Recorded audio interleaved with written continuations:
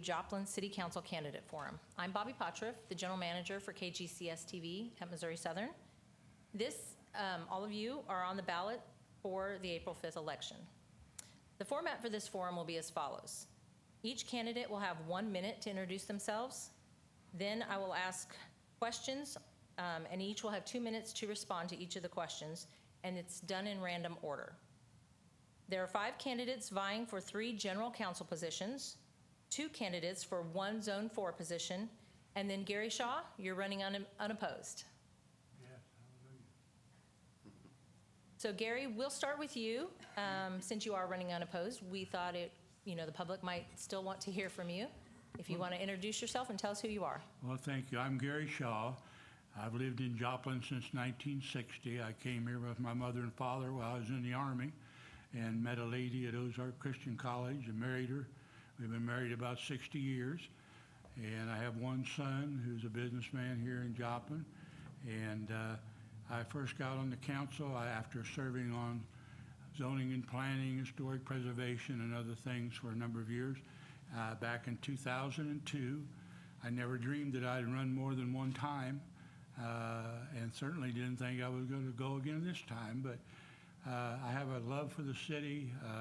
It just blesses me the way when we have challenges, the city comes together, as demonstrated so many times, especially just recently.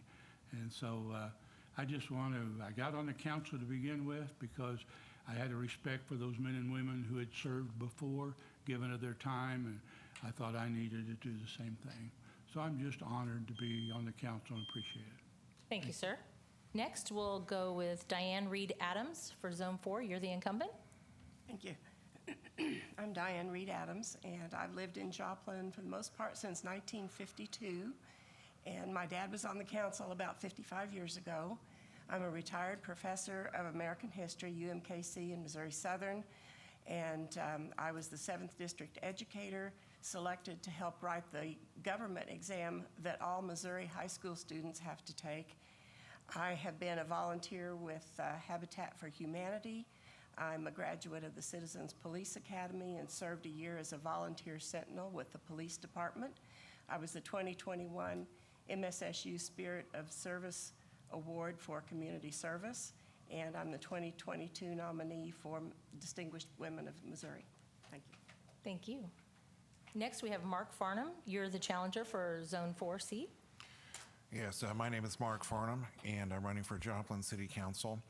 I've lived in Joplin since 2002 and have been in Missouri almost my entire life. Joplin is a special place for me because I've lived here for a long time, and I think we all remember the Joplin tornado and the feelings that we had at that time and how that brought us together. I'm a person who likes to build consensus, and so the consensus that we had at that time is something that I think back to, and I want to redevelop that sort of thing again because I feel that as citizens of Joplin that we can all pull together if we have the right causes to find ourselves cooperating in. I was a radiologist at the hospital here for many years. Then I developed a speech disability and I had to quit working there, and then my speech got better. So that's why I'm here at this time. And I do indeed feel that that was a miraculous healing, and I appreciate your prayers on my behalf for this run. Thank you. Thank you.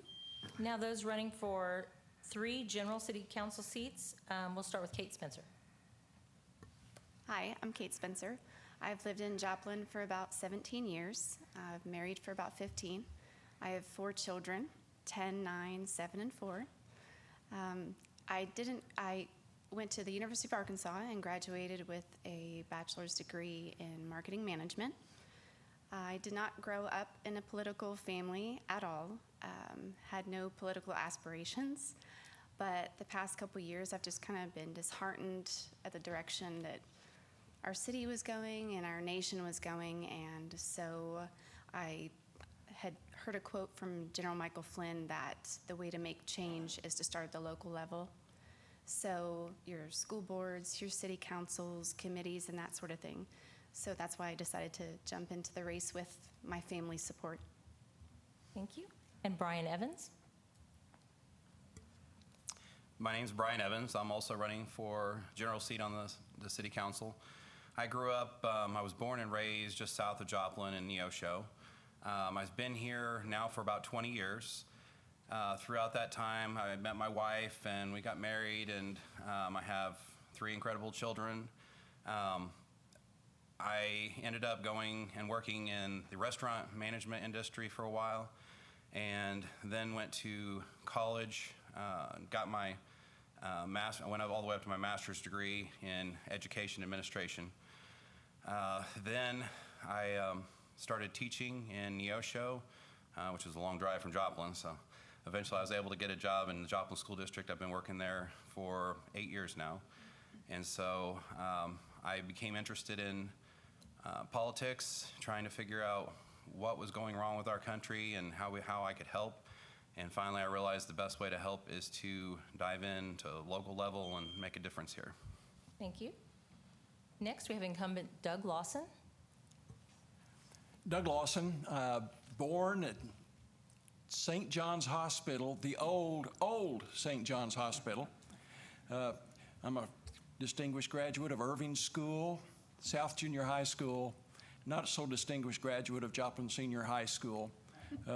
Went to Missouri Southern, took time out to serve with the Naval Reserve, they sent me to Vietnam. I spent a year there, came back, got involved in the campus ministry at Missouri Southern, was challenged to ministry, so I went to seminary and ended up spending 26 years as a Navy chaplain.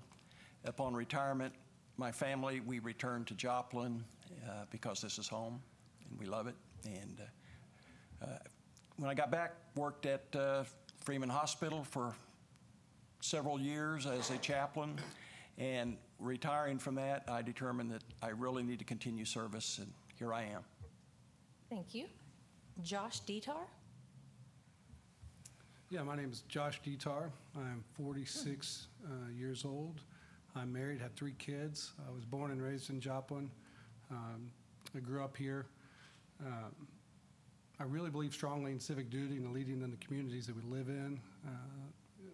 I've been a part of the Parks and Recreation Board since 2014. I've been on different committees with the city. I've sat on different committees with the Joplin School District, currently on the Joplin Schools Foundation Board, and then different committees with the school district as well. And I've served on some nonprofit committees as well. So I truly believe in civic duty and helping the communities we live in. You know, I decided to run for city council.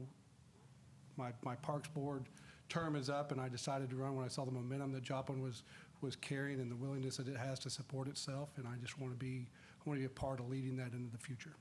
Thank you. And finally, John Thomas Buck. I'm John Buck. I'm 40 years old, born and raised here in Joplin, Missouri. My parents still own the same house I was taken home from the hospital in. Went to Kelsey Norman, South Middle School, Joplin Junior High, Joplin High School, then a graduate from College Heights Christian School. I've went to a small stint of college at LCC, Lebec Community College, where I played basketball, but dropped out and came back to Joplin and started my first business. I've been self-employed since the age of 18, going on 22 years. I've had some form of self-employment. Since that point, I've learned a lot along the ways, a lot of good things, a lot of bad things, what to do and not to do. And, you know, coming back here and being here in Joplin is very important to me, and I really believe this place can lead a way of not only just here in Joplin itself, but it can create a positive place in our whole country. And I think Joplin is very primed to do so. And I think this is time to have the right leadership to help us come to the next phase of what Joplin can be. Thank you very much. Okay, on to the questioning. So my questions have detail along with a question, so bear with me on my explanation. The first topic is housing. The city recently conducted a comprehensive housing market analysis. A couple of the more revealing numbers in this report, and those that we're going to discuss, are the cost of rent and the amount of available housing. Rent in Joplin right now is not affordable. The report finds that nearly half of all renters are considered cost burdened by their housing. And that means that more than 30% of their income is spent on housing costs. The percentage is even greater for those who lie below the poverty level. As a city council member, how would you try to alleviate the squeeze that renters are feeling? And what would you suggest the city focus on with respect to increasing the availability of affordable housing, whether that be apartments or houses? And Kate Spencer, we'll start with you. I was at that council meeting when they discussed that review of the housing, and unfortunately, we are in a difficult time right now financially, all over the United States, with inflation. And I also, my husband and I also own rentals, and so it's very difficult for people. We've had people struggling and reaching out to us as far as not being able to afford their bills. And so I think we need to have committees where we get key players in the community as far as people who own property and as far as rentals themselves and also property, and work with them to find out a plan for the future as far as developing new low-income housing. I think that was one of the big things that they talked about at the time on that meeting was the low-income housing we just don't have it for people to afford it. And right now, especially with inflation, that people are hurting. So I think we need to have a coalition between current property owners as far as rentals and property that we can develop for the low income. Thank you. Thank you. Next, John Buck.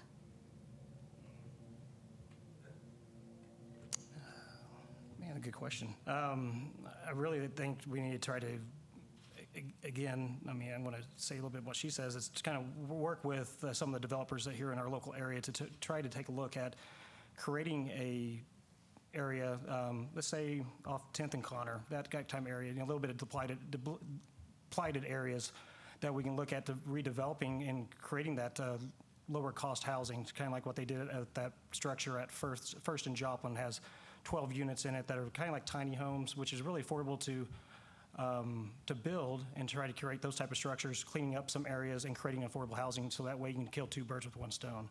So that's the way I would try to look at it too, as moving forward and seeing who would be the players to develop said plan. Okay. Mr. Shaw? We had recently directed some attention to that. We looked at the possibility of building some high-end homes as well as try to find livable and affordable homes for everyone.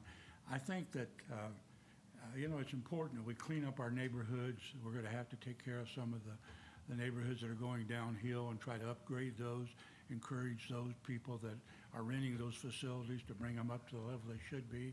I think that it's also important for us to look at being able to find areas to build high-dollar homes so that we can bring the doctors and nurses and that we need at our medical facilities here in our city. So it's a challenge for all of us. And I think one of the things that we're suffering from is that we are a nation now where people want everything now instead of starting out. When we started out in a two-room apartment house, and then rented. And so, if their house is costing them the biggest part of their income, they may have to look at ways to downsize from that. And I think that, there's several ways to approach the situation. Certainly, we're interested in trying to help anyone that we can, but some of it's going to be their own personal responsibility, I feel. Okay. Diane Reed Adams. Yes, as excuse me, Mr. Shaw said, we've been working on some things with the city. I think there is a need for a full range of housing, all price points, but for the low end, the renters who are renting from slum landlords, we're going to revamp our codes and try to get these rentals up to code. And then we need to also have a middle-class housing, in addition to building the low-income housing, middle-class housing, because we are trying to get skilled workers in here for our industries. We want people to come in here with families, and they're generally looking at a mid-range property. So we have created an incentive for those buyers, and we're creating incentives for developers to also go in and maybe tear down a dilapidated structure and build something nice in its place. So I think those are all possible answers to the housing situation. Thank you. Mr. Dettar? I'm not an expert on housing. I don't pretend to be one.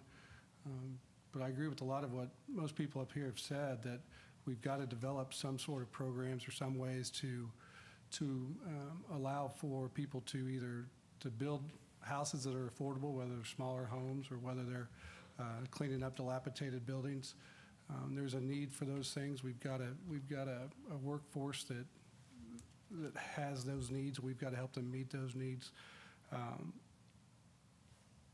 One way I think that we can do it is also to, like Diane Reed Adams said, was to be able to develop some of those middle-class places. We need to be able to attract businesses in here where people can maybe have better opportunities that can help them increase their income to help pay for those. But I think before that, we've got to find ways, get creative and find ways to make those houses more affordable.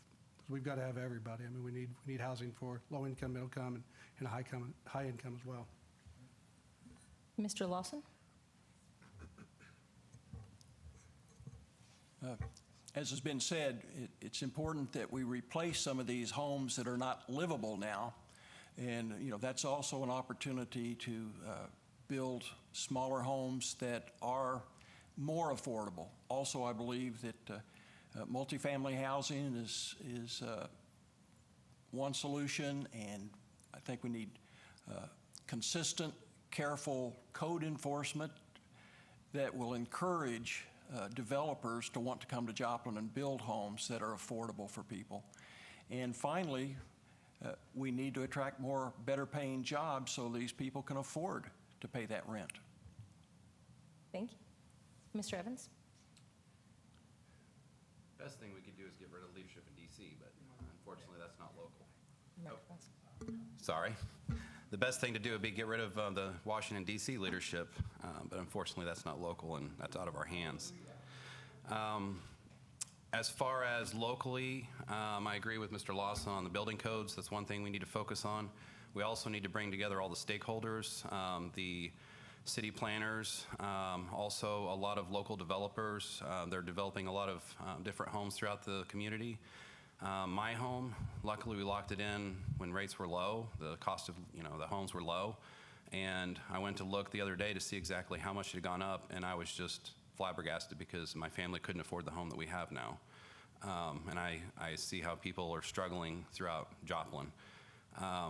So the main thing, because like Mr. Dettar, I'm no expert in building and that sort of thing. So we need to make sure we get together all the people who are experts, bring them together. If we need to form a committee, find out exactly what we can do to help lower the costs and to be able to build maybe smaller, nice homes. Whatever we need to do to help the people in Joplin out, we need to do. Thank you. And Dr. Mark? I appreciate that question. I'm also a landlord, but not here in Joplin. So the rentals that I have in Independence, Missouri and Blue Springs, Missouri would be at least 30% higher in rent here compared with what I rent them for there. So I'm very well aware of the rents being super high here. For me, I agree with everything that's been said, but I'd like to take a slightly different course on my answer. And instead of just reiterating everything that's been said, I'd like to go back to the opportunity to dialogue and network. And instead of giving you definite answers on how we need to improve our codes and encourage developers and all the things that have been said, which are true, I want to instead encourage us to think in terms of dialoguing and networking, find the people that have an interest in this, that are experts in it in our city, in our town, and get together with them and find out all the issues, do a fact-finding mission, find out what the facts are, find out what our options are, find out the pros and cons of those options and the effect of those, and then go ahead and make decisions based on that, and then look at the results and look at the effect of those decisions as well. And relook at it, rethink it, and try to come to conclusions that would be beneficial for the community with the input of everyone that has a stake in it, that's involved, that has experience. Thank you. The next topic, homelessness. And I'm not talking about panhandling, the people standing on the side of the street asking for money. We're talking about true chronic homelessness. The reasons for this are many and varied. Lack of a residence or mailing address, no identification or like a birth certificate or driver's license, social security card, things like these are roadblocks in the way of people becoming, or getting out of homelessness. Joplin has a few existing shelters, but not nearly enough, and some with quite burdensome requirements. If housing costs continue to skyrocket, the problem will become exponentially greater. What ideas do you have to help the homeless population? And Ms. Adams, we'll start with you. Thank you. I'm a past board member of Habitat for Humanity and was on the Family Selection Committee. So I have encountered many people who were not homeless but very ill-housed, and talked with them. I think one of the most important things is to have a city roundtable of the organizations that are involved in this and make sure that we're not duplicating services. So I think if they would get together and decide who is responsible for what would help. And then we need to address the people themselves and find out what their needs are before we start putting them in homes, or in shelters even, because some of them don't want to go. Some of them are happier on the street. But we need to know what their needs are first and foremost. Thank you. Thank you. Mr. Buck? Well, homelessness, from my perspective, these last few months is a case-by-case basis. I mean, there is a gap in service out there that we need to, find a way to funnel them in, see what they need in their life where they're at, even whether it's an ID, birth certificate, get them having a locker for them to have somewhere to store valuables, and try and get them to the next step in their life, what they need. Even whether that's to funnel them through Water Gardens or Souls Harbor or any other type of program that's out there, help them find all the services and connecting them, like Ms. Adams stated, of what's already here, that's not duplicating services, but not trying to make sure we have the resources for them and making sure they have that step. And if they don't want to fall into that, I'm all for buying a bus ticket and getting them home. Making sure the ones that are here that we can help the most, and if they don't want to help themselves, we help them get back home, wherever that is from where they're from. So I believe that we got to have a system to help the ones here, and then the ones that don't want help, we have to try to see to get them elsewhere. Okay. Mr. Lawson? Thank you. I'm not convinced that the requirements of the shelters are too burdensome. Sometimes I think they're important. The question asks, what do we do with those who are homeless, who don't want to be homeless? And we do have those. And I think that there are resources in Joplin who helps them not only find employment, get their driver's license or their birth certificate, get their identification, and also help them find employment and provide shelter. And there are some initiatives going on in Joplin right now where attempting to create smaller homes that are affordable. They may be temporary, maybe 6 months, a year, 2 years, whatever, but with the goal of these people becoming independent and able to afford to move to a better place. Thank you. Mr. Shaw? Back several years ago, when Mr. Rohr was our city manager, we met with a bunch of the different organizations in town and had formulated a plan and started a plan. And out of that, some things have happened. Wasn't too long after that, though, that we had Mother Nature kicked in and took our attention on something else. But I think that in the future, we'll see, there's been some talk by the council that we'll be trying to get some of those organizations back together. I had one of the organizations come to me personally earlier this week well, actually toward the end of last week, and tell me that they had space. And theirs wasn't a space problem, it was a money problem. So I think if we get some folks together and put our heads together, we're going to find out that we're able to take care of things better than what we are, that we do have some of the resources to do so. And Mr. Lawson touched on it. I'm not against having regulations to try to help people make a step up, because we don't want to be in a business of enabling them. We want to be in the business of helping them. And my heart, I have to think with my head sometimes, but my heart still hurts for people like that. And I thank God I'm not in that position. But we have to be careful how we deal with it. And one of the things we got to do, we have to figure out how to stop people from putting people on buses and sending them to Joplin when they don't have a place to go. And we're having that happen. And so there are different things we're going to have to look into. Thank you. Thank you. Mr. Farnham? This is a question that's also near and dear to my heart because I'm a founding member of something called Vita Nova Village, the purpose of which is to provide affordable housing for those who wish to become ex-homeless. And so over the past few months, we spent literally hundreds of hours deliberating this, looking at pros and cons, talking with experts, talking with builders, contractors, city employees, city council members, et cetera, taking field trips to Neosho and Springfield and looking at numerous properties in the area online and in person with realtors, et cetera. And to see the scope of a project like this in person and to participate in it is interesting to say the least. I think if the city had paid for the work that we've done, it would have been around $100,000 plus at this point, but we've done it all for free because we truly want the ex-homeless or those that want to be ex-homeless to have a place to live. So if they can't afford the rent of $700 to $800 a month, which is the lowest you can get in Joplin, for not ideal housing, but they can afford maybe on an entry-level job $350 to $450 a month. And so we need to, if you crunch the numbers, we need to find housing that costs something around $45,000 to build, and that is almost impossible. And we're talking about very tiny homes, but we want them to have neat, functional homes with the amenities that a person needs and not, have to rent a dump. And we're determined to make this project work.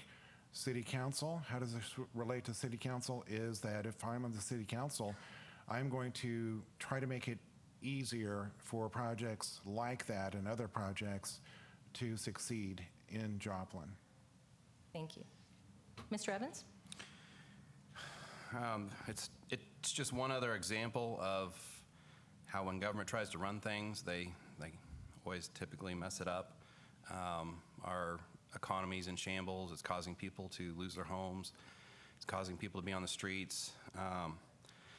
Also causes drug issues and so forth. It all relates to homelessness and people who are stuck on the street. There's a major, with the lack of affordable housing and poverty, those people I know, because I talked to somebody at Water Gardens, and they were explaining how they have plenty of beds, but they do have rules. They expect people to be respectful to one another, or not be coming in drunk or on drugs or anything like that. Some people cooperate with that, and other people don't. Another big issue in Joplin is we do have a busing issue. I thank Mr. Shaw for bringing that up, because that's been one of the things that have really irritated me, that I've seen so many different cities bus homeless people and just drop them off here. They have nowhere to go, don't know what to do, and they're on our taxpayers. It's their way of kind of pushing them off on our taxpayers, and it's not right. So we need to make sure that we are getting together. We need to bring together Water Garden, Souls Harbor. We need to bring together city planners, try to figure out what exactly we can do. I know Mr. Farnham knows a lot about this issue.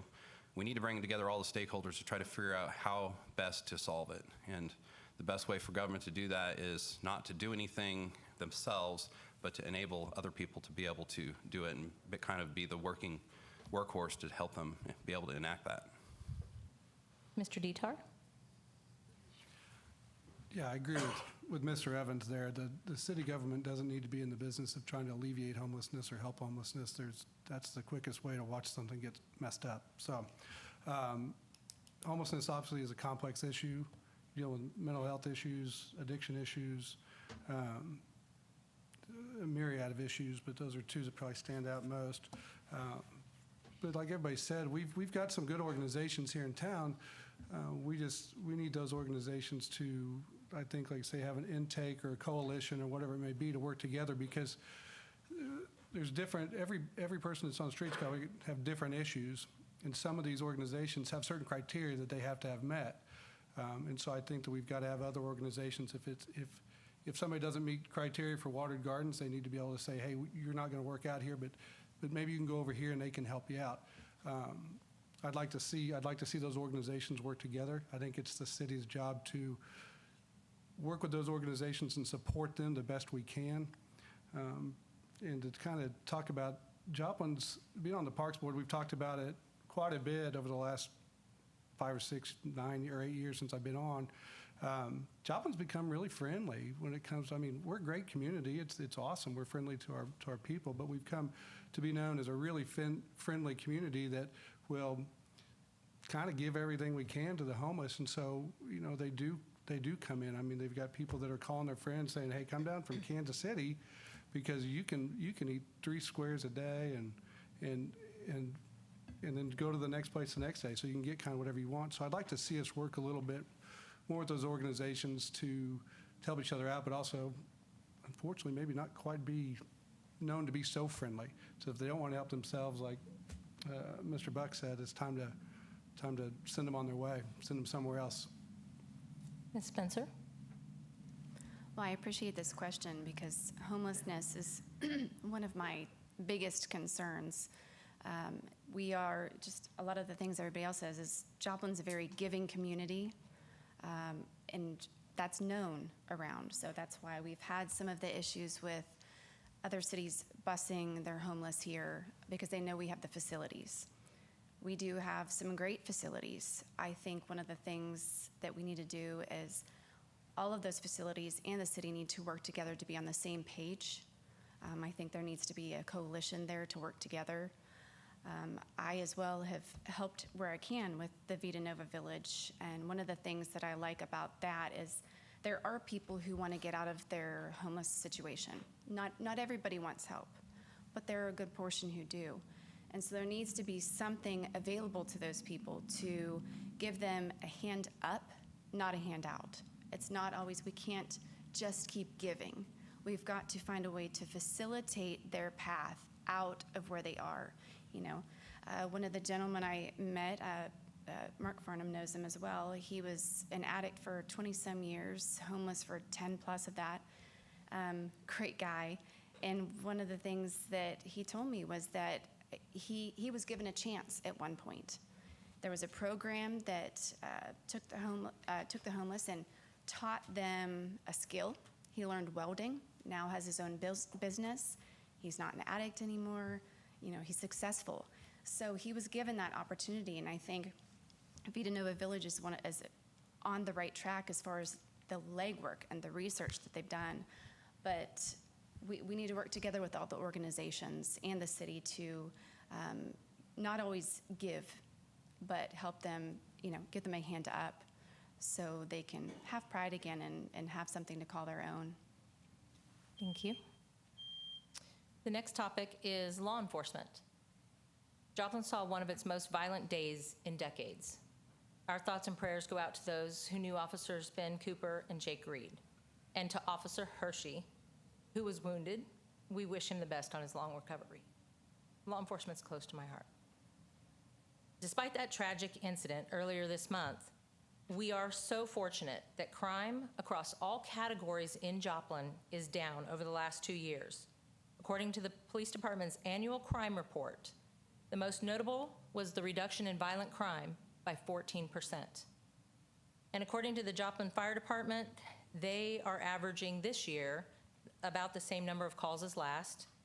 And the JPD reports as of today that for the first 3 months of this year, there is a 14% drop in arrests and a 19% drop in calls for service. my question to you, well, the job is difficult and dangerous, sometimes thankless. 30 years ago, JPD had a community policing unit. It was aimed at fostering good relationships between citizens and law enforcement and was thought to be very successful. What can we do as a community to solve our part of the equation? Attract the right kind of people to become officers and foster good working relationships between the police and the public. And Mr. Lawson, we'll start with you. Well, the popular answer is let's pay them more. And I don't think there's anybody on the city council today or the city council 2 weeks from now that wouldn't agree with that. It's come to forced on us that we cannot pay what they're worth. You know, it's just not possible, the sacrifices that they make. The fact that they get up and go to work, whether they're firefighter or a police officer, their families don't know, is he or she coming home at the end of their shift. I think we need to respect them more, we need to applaud them more, and we need to work closely with the chief and with the rest of the department. And I think our city manager today is doing that. What incentives not only will bring officers here, but what incentives will keep officers here? And it may be, in addition to better pay or more targeted pay, better insurance perhaps. The officers can tell us what would mean the most to them, I think. Thank you. Mr. Evans? This issue, as most people know, is one of my key issues. It's one of the main things that kind of spurred me into running. I've been coming to the city council for close to 2 years, pushing for increased pay, amongst other, issues. The police officers, one thing I can say is I did a ride-along about 3-4 weeks, I don't know, the whole month kind of blurs together after a while. Did a ride-along with Officer Carnahan and learned a lot about how the officers feel about the department and so forth, and I realized that they love their leadership. That's one of the things that's holding our department together right now. They're very loyal to their leadership. The police chief is doing an incredible job. The men under him is doing an incredible job. But we have to find a way, one way or the other, to increase their pay. We need to find ways to incentivize to keep them here past 6 years, whether it be offering. There's a lot of things I'm sure they could tell us that would help them. I've debated in my mind, would giving them reduced property tax or anything. There's all kinds of different things we could look at for officers, keeping them here past the 6-year mark, incentives for college and so forth for their children. But we need to do whatever we can to ensure that the police officers are taken care of. They are our first line of defense, and we need to make sure they stand up for us. And they did so a few weeks ago, and we saw what happened. It's time that this city stood up for them. And if I'm elected, I will. Mr. Buck? I'm with everybody who's already spoke so far. I mean, we all can agree that we need to definitely pay them, listen to them, ask them what they want, and try to make it happen. Immediately, I would look at what we have budgeted for police pay right now. If we're below, 20 officers we're at right now. So if those average officers made $30,000 a year, those spaces are still not paid right now. There's some revenue right there. Right now, we can give out to immediately bonuses of all the officers and stuff that's already working with us in good faith that we're going to make this happen. So, I mean, that's what I would do. Incentive-wise, I would try to think outside the box. Look at what we can do to help create, some type of revenue stream. I have a crazy idea of a credit union, a police and fire credit union we can help develop because I would love to get a house loan and be part of that, where my interest of my house would go to help pay for those type of services into our community. Like, how else can I support them as being a citizen here? I'd rather to put money into that type of fund than, I don't know, the president of S&B Bank. I would love to have that money go to them instead of others. So, I think there's a solution, and we just have to think outside the box here. But definitely listen to them and make sure we know that, what they're worth and pay them that. Thank you. Mr. Shaw? This last couple of weeks, I probably shed as many tears as everybody else have. I have a great deal of respect for our officers. Broke my heart when I saw them walking in with their wives at Missouri Southern, and I know what had to be going through all their minds. I'm anxious to try to help them. It's not that we've totally ignored them. We've had steady increases since 2017. Can we do more? Yes. I think one of the most important thing and I think Mr. Buck or maybe Mr. Evans mentioned, back when we did Proposition B, we sat down with the fire chief and the police chief and the city manager and the mayor pro tem at that time. And every Tuesday, I was in a meeting with them, and we were able to hear what they wanted, feel their heart. I really think that's why I don't particularly like a dais, because we're looking out. I like to look at people when I talk to them. And I think as we sit down and do that, it helps us to understand what they really want. As much as anything right now, we need to get our pay level to the position where we can hire officers. We need officers to control our, when the mayor of New York went in and cleaned up New York, he started by arresting people that broke windows, and he had people fix the windows.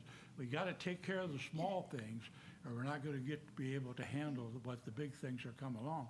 So we need to get back control of our city, and I think we're going to need to do that by having additional people involved, both in the police and fire, and also in our code enforcement. And so we're going to have to look at ways to be able to afford to do that. Mr. Dettar? Yeah, I think we're all in agreement that we need to be able to pay our police department more. I know that we talked at the police union. One of the things they talked about was they want more pay, but they also want to be able to have more resources. It's important to them that they need to be able to recruit not just new officers, but experienced officers.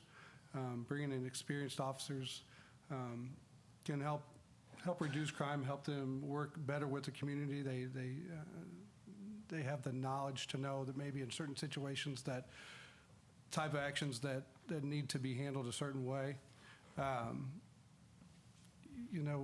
We've got to work with the department to find out what those needs are. But ultimately, we've got to be able to do something that helps us work with the community, and we need to be able to bring our staff, our department up to numbers so we can, one, reduce the calls, but we've got to be able to reduce those calls so that they can be out there being safe and working on, I think the biggest thing is crime prevention. We've got to attract those new officers by allowing them to have a good quality of life and a good place to live, knowing that it's safe. But really just to work with them and find out what they need and give them the resources they need to attract those new and experienced officers that are going to help us work with the community to help reduce crime in different ways. Ms. Spencer?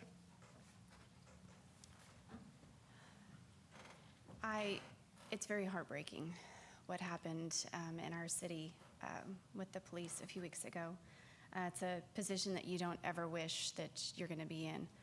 I think that the police are understaffed.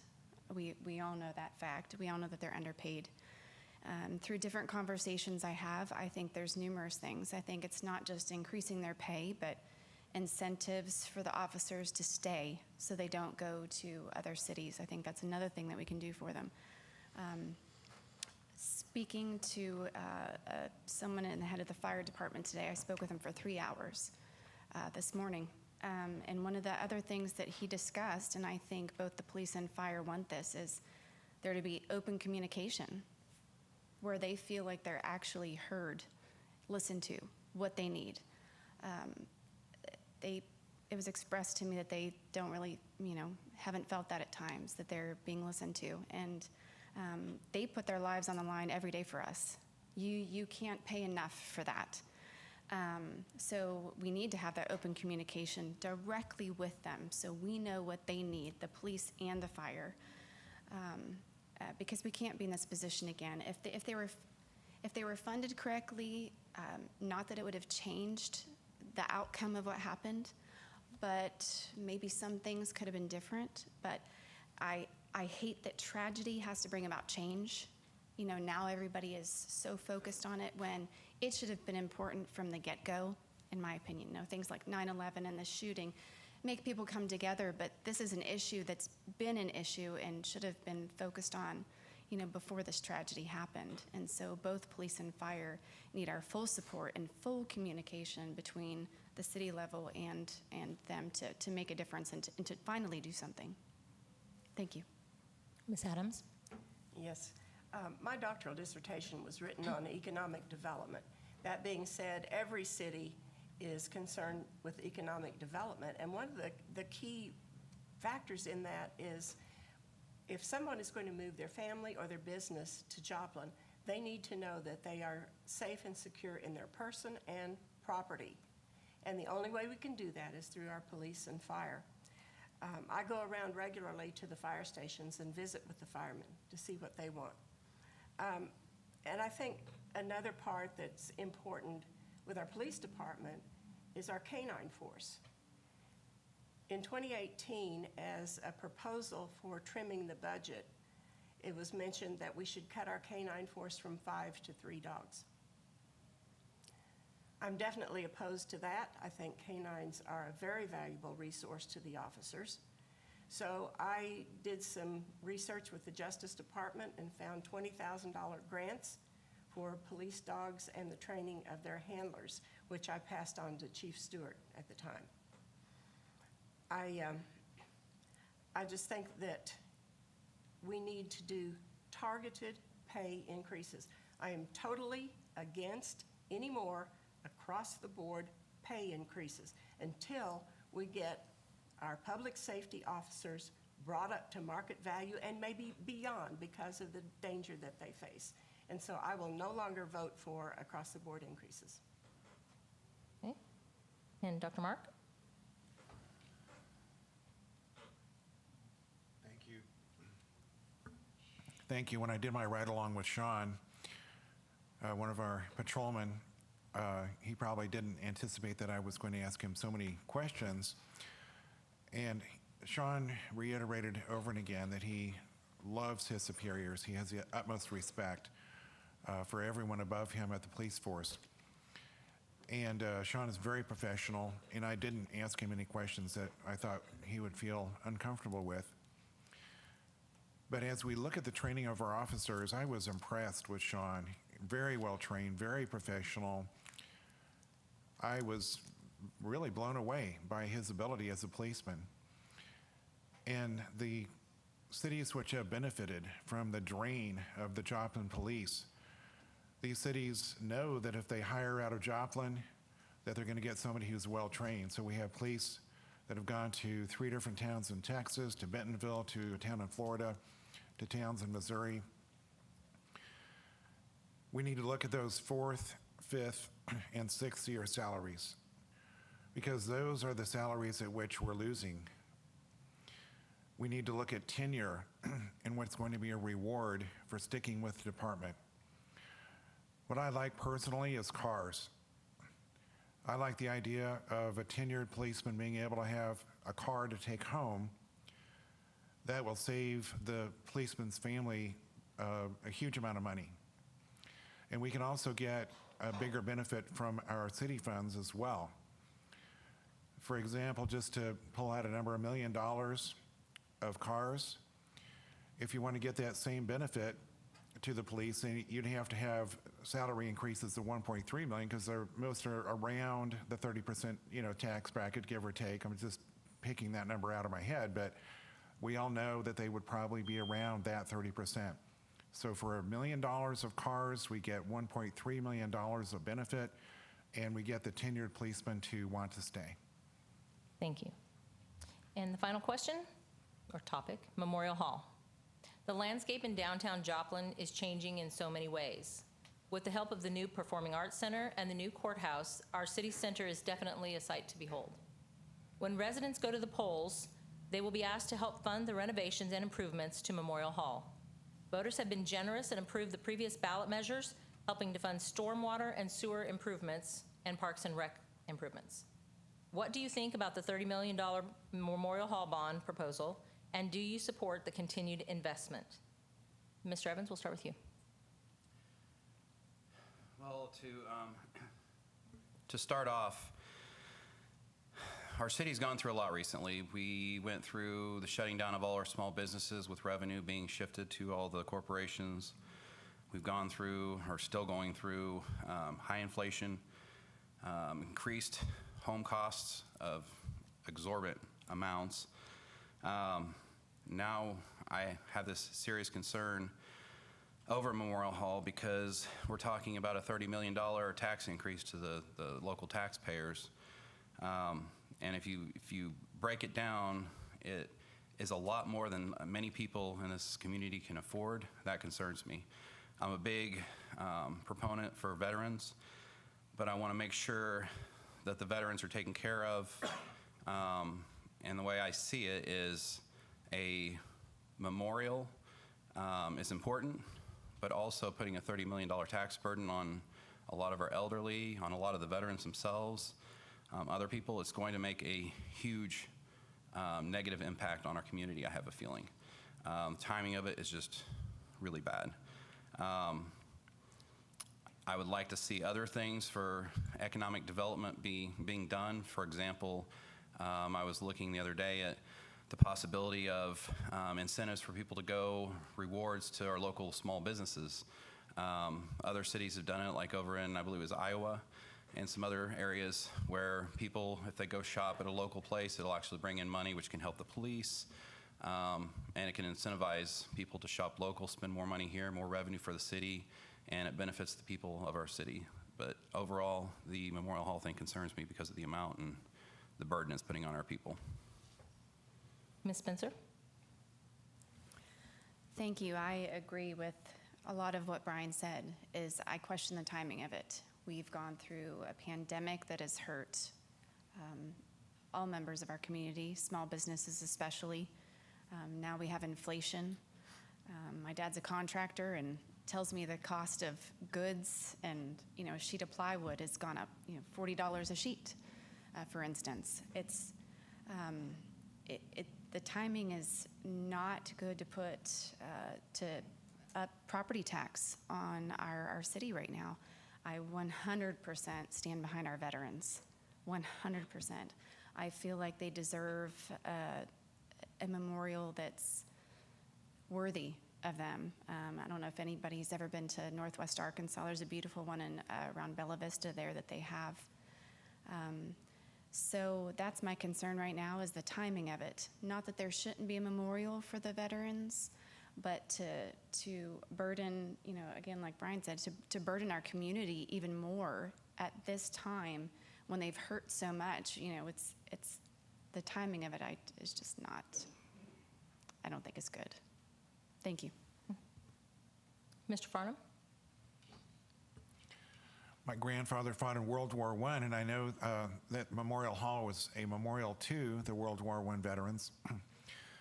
My grandfather immigrated here at age 17, and within 2 weeks, he was on a ship to France as an American soldier. So he was only here for 2 weeks as an immigrant before he was fighting on our behalf. So, and what he went through must have been severe because as I look back on his life, I see that he had, even to old age, what we would refer to as PTSD. And so having the trauma of going through that, and I see that we need a memorial to our veterans. However, I really like the memorials at Bella Vista and also Pittsburgh, Kansas, the outdoor memorials where you have the wide walkways and the granite or marble stones with the names etched in there, and we could have that kind of memorial for all of the veterans, World War I, II, Korean War, the Korean conflict and the Vietnam War in both Iraq I and Iraq II. We could also have a section that gives respect to our police and fire and our first responders. So something like that would cost far less. It would probably cost in the range of a couple million instead of 30 million.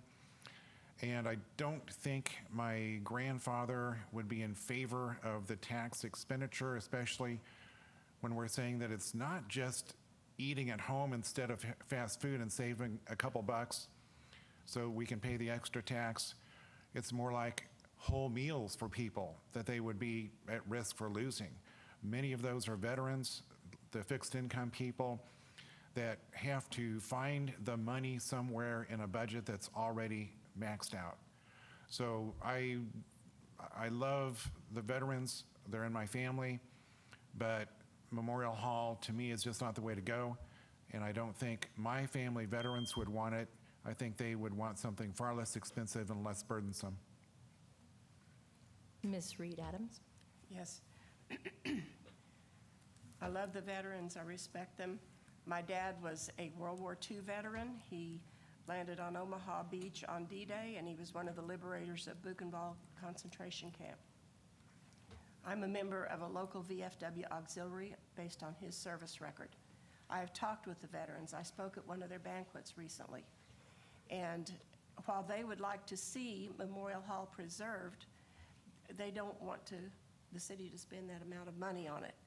Unfortunately, that's the way it is because the building has not been maintained and it's falling down. We have to do something immediately. My idea for the last 2 years has been to create a Veterans Memorial Park, as has already been mentioned by several, build a gazebo big enough for a bandstand. We could have patriotic concerts there on Memorial Day and 4th of July and have picnic tables. There are going to be a lot of people working downtown in that area. We've got the new courthouse coming on. We've got Empire and we've got the Cornell Complex. We've got the school district offices. It would give those people a place in nice weather to come eat their lunch and to have the plaques around where they could look at those and pay their respects to those veterans. Thank you. Thank you. Mr. Lawson? I get frustrated sometimes. I read on Facebook or other social media, and people will say something about, do you remember that wonderful building downtown? And then people say, the stupid council let it go. Or they will say, they didn't appreciate what they had, and now we don't have it anymore. And I don't want 20 years from now people saying, you know, that Memorial Hall had a lot of potential, but they let it go. I don't think people realize the plans that go with that. What that does is establish an event center that's significantly larger and more accessible than what we had. It's a complete redo. And I believe it's important to maintain that memorial that was built by men who came back from that war. The good thing is we give the citizens of Joplin the vote. You know, the city council did not decide to spend $30 million, but we gave the citizens the opportunity to either save the building and make something positive out of it or let it go. But it's the citizens, the voters, that decide. Thank you. Mr. Buck? Well, after asking some more questions about it, you know, I am for the vision and for the what Memorial Hall stands for. I just don't like this plan. I mean, for me, it's a no right now because it doesn't make any type of fiscal sense, you know, running at the recovery rate of what they're saying. I believe it's not well thought out, and I can't go to my banker and ask for $30 million with a plan like this, so how can I expect to approve a plan like this? But I do believe we need a Memorial Hall effect downtown that can help bring more tax revenue into our city. I believe it needs to be a public-private type of partnership where, I don't know, Freeman Health Systems comes in and buys naming rights to the stage there and let them put in $1 million to help cover that $1.1 million a year of operational expenses plus the $700,000 for the capital improvements, I believe, over that 30-year period. I mean, let some of these bigger corporations come in and help increase the quality of life that will in turn help them attract better talent. So I don't like this plan, what they have in place right now. So currently I'm at a no. But I do believe we need something like that downtown. So that's where I stand on it. Thank you. Mr. Shaw? I'm conflicted about the situation. I'm a veteran. My father was World War II, helped run the Germans back to Germany where they belonged at the time. And I have held several meetings there. I've had meetings of over 3,000 people. When I was mayor the first time, we brought the mayor and the city council from Springfield to Joplin. We took them there to see whatever the white horses' name were, that we had them here, Lipitor or whatever. Lipizzaner. Yeah, Lipizzaner or whatever. But anyway, so I have a lot of memories there. I do know that ever since I've been on the council for 20 years, every year Memorial Hall comes up, and it's frustrating because we never have the money to do what we need to do there. Doug has expressed much of my thoughts as well, is that along with the new center, the arts center that's being put there, to tie this building in with it too, is going to help to have more of an area where we can bring. Joplin has to be a destination. I've fought for a long time. Buses are running down the interstate out here going to Branson, Springfield, and Tulsa. Let's bring them into Joplin and do something with them. I think this would help that. I think that one of the things that our families are going to Springfield for ice rinks. Our families are going to Tulsa for different things. We sent 40 kids a couple of weeks ago to a hockey game in Tulsa because they were there. So we need to have those kind of things going on here. It's going to hurt me. I'm 80 years old, and when I stop working, I'll be on a fixed income, and not that I'm not already. And so that'll be a sizable tax for me as well. But like Doug said, I think the important thing is we know there's benefits.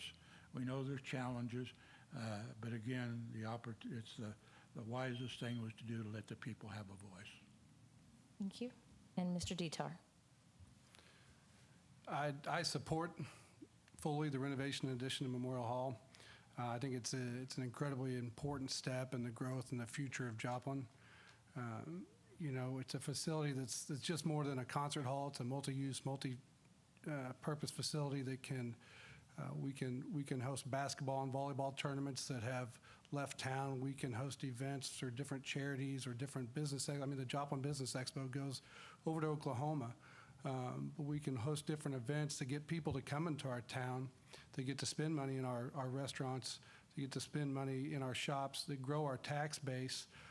So from an economic development standpoint, it's vitally important as far as a quality of life.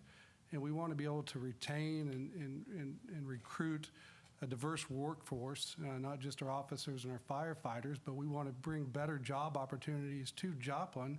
We've got to have a facility like this. It's the only way when businesses or people are looking to move here, they want to see that we've got some sort of a facility that can host all these different events or different tournaments or whatever it may be. But the fact that it would increase our tax base that then allows us to meet and support more needs in our community, it can't be said enough that it's vitally important, and it is ultimately up to the voters, but I support it 100%. Thank you very much. And this concludes the 2022 Joplin City Council Candidate Forum. I want to thank you all for being a part of it, and you're watching KGCS TV at Missouri Southern State University, and we'll have this on playback this week and I think running through Sunday. Thanks for your participation. Thank you.